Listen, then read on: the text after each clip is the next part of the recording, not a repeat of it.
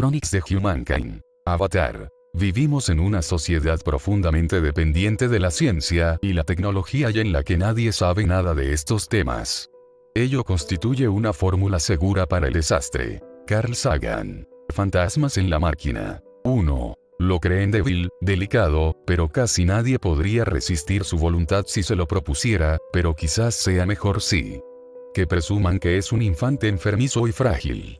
Consumido por la máquina, como todos los que vinieron antes que él. Es muy consciente de su poder y de su importancia en la guerra que se venía sobre el mundo. Hace 2 días notó un cambio en la composición química de sus alimentos, un leve aumento de la acidez, nada importante, pero estaba claro que había sido obra de Marchen.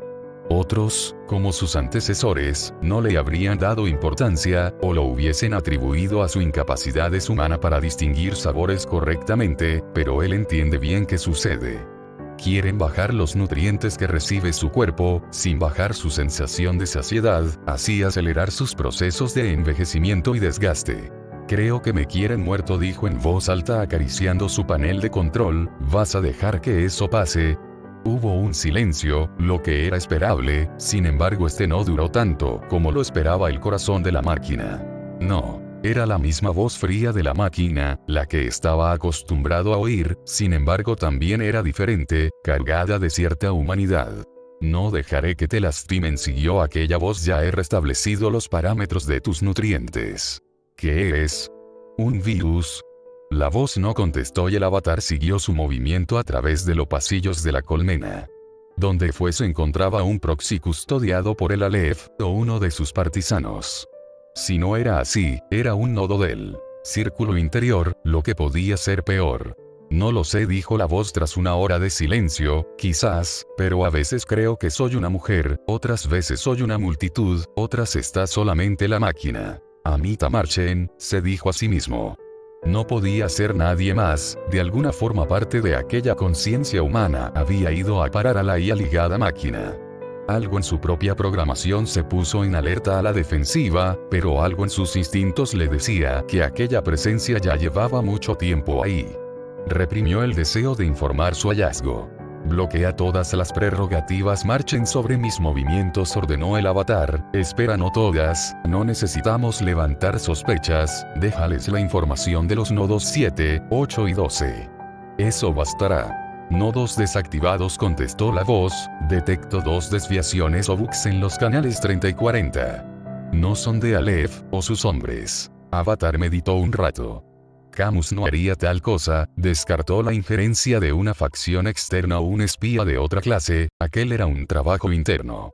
Sacristán dijo casi escupiendo el nombre, dame un informe de sus desarrollos.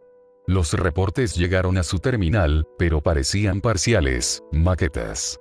Solo mejoras en los T2W, pero él sabía que ambición en aquella cabecita traicionera. Se había blindado.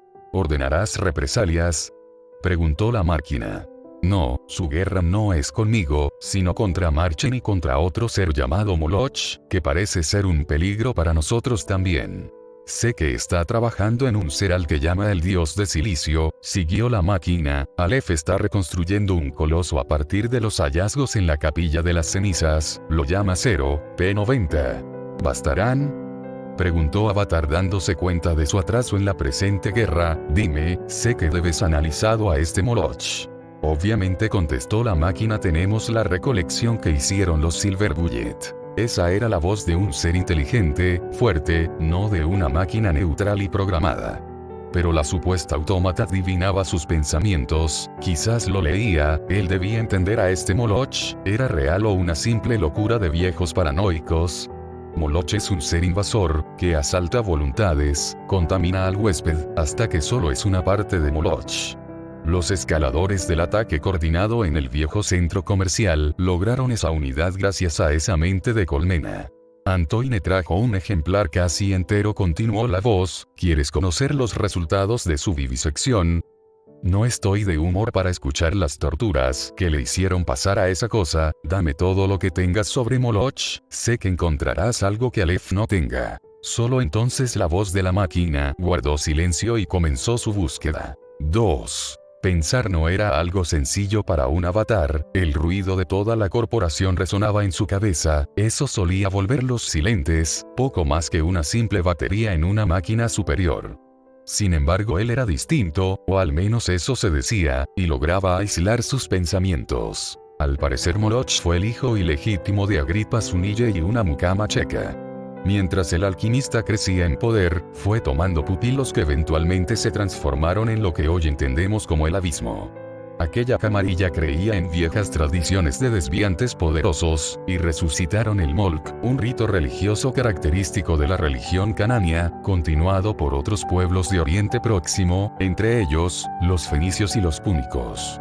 Se practicaba en honor al dios Moloch, consistía en el sacrificio, por cremación, de un hijo recién nacido en perfectas condiciones. Se celebraba en un recinto al aire libre, diferenciado de templos y cementerios, y las cenizas eran guardadas en vasijas y enterradas en el Tofet. Sin embargo, cuando este niño iba a ser cremado, el fuego pareció no quemarlo.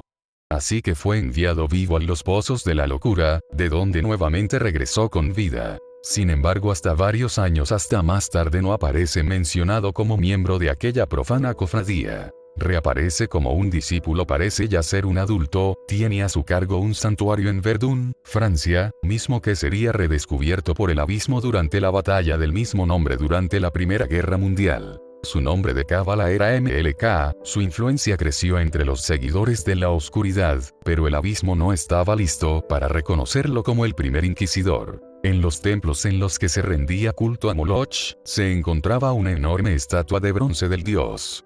Dicha estatua estaba hueca y la figura de Moloch tenía la boca abierta y los brazos extendidos, con las manos juntas y las palmas hacia arriba, dispuesto a recibir el holocausto. Dentro de la estatua, se encendía un fuego que se alimentaba continuamente durante el holocausto.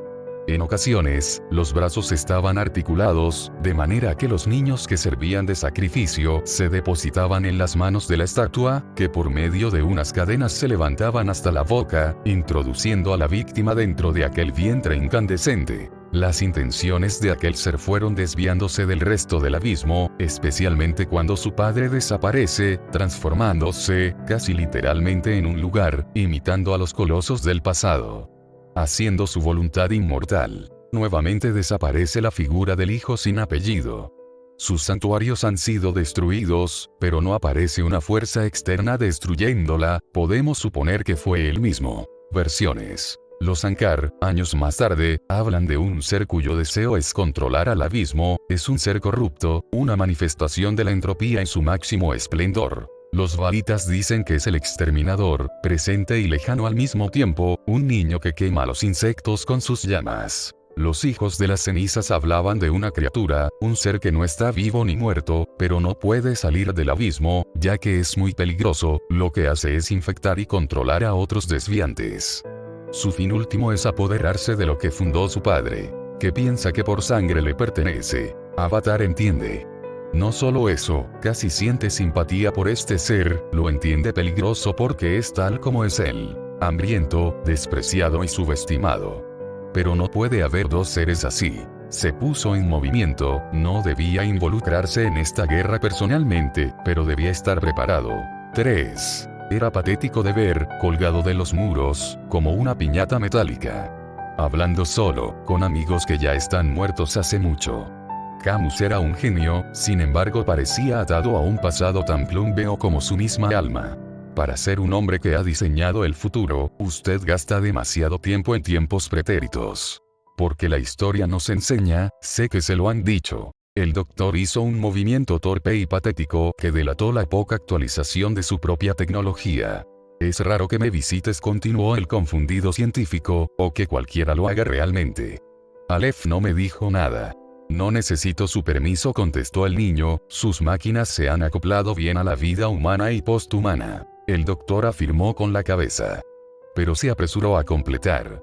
Siempre y cuando haya voluntad, sin eso la máquina no sobrevive, o se vuelve muy pesada para el huésped. Avatar reflexionó nuevamente, pero su pensamiento volvió a ser interrumpido por aquel cibernético ser. Por eso Fizz no ha logrado superar nuestras máquinas. Por ahora, doctor, no se confíe, pero no vengo a eso. Avatar circuló el desordenado taller, pudo ver restos de modelos obsoletos, prótesis y órtesis experimentales. Todo conocido, probado, exitoso y también calamitosamente fallida. Necesito que trabaje en el extraño P-02, dijo Avatar. Camus ya no tiene un rostro propiamente tal, sin embargo es fácil ver su miedo y sorpresa. No puedo hacerlo, dijo titubeando. Arturo, ya sabes, me matará. A Camus los ojos del niño le parecieron fríos, como trozos de hielo, de pronto sintió menos oxígeno en sus débiles pulmones, su pulso subió más allá de los niveles aceptables. Lo orgánico en él se moría. ¿Cómo es posible? Violaste mis protocolos de seguridad.